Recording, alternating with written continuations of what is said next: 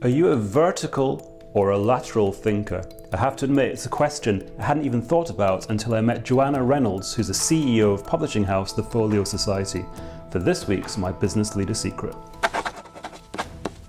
I only found out in my early 20s that I was dyslexic, but I think the way that means I think has really helped me bring something different to the way I lead businesses and certainly to publishing.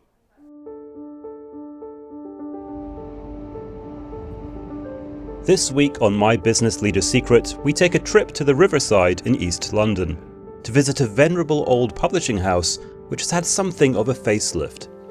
It's gone from a membership club selling out of copyright classic books to a more Gen Z focused organisation publishing books like sci-fi and fantasy direct to consumer online with a keen eye on social media trends like book talk.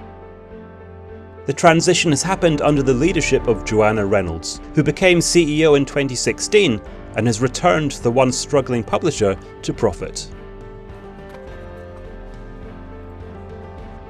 So I'm a dyslexic. When I was young, my boss gave me Edward de Bono's Lateral thinking to help me understand why the way I thought and the way my mind worked was different to quite a few people around me. So what does that mean?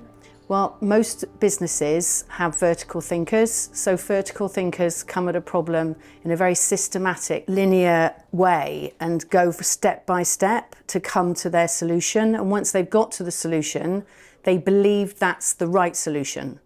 But the question that they rarely ask is, why did I start at that point? Because that's vital, because if you start at one point, you'll come to one solution. If you start at a different point, you could come to a completely different solution, but they believe that is the right solution.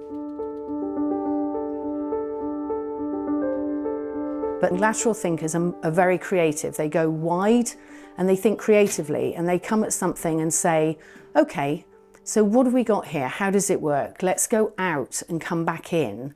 And often in doing that, you'll make mistakes, and that's okay. Making a mistake is actually a good thing because you learn from the mistakes as well as from the things that go well. So you make the mistake, you learn from it, and you move on.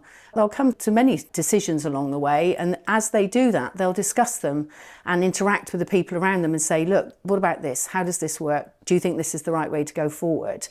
But it's different to vertical thinking because it doesn't have to go in those very sort of straight blocks to get to where you need to get to. And one of the things I've always been able to do, without even realising I did, if you see what I mean, is think broadly and say, okay, what's out there that makes a difference to this? Or what should we be looking at? Or would that thing be interesting to this? And how you bring it all together.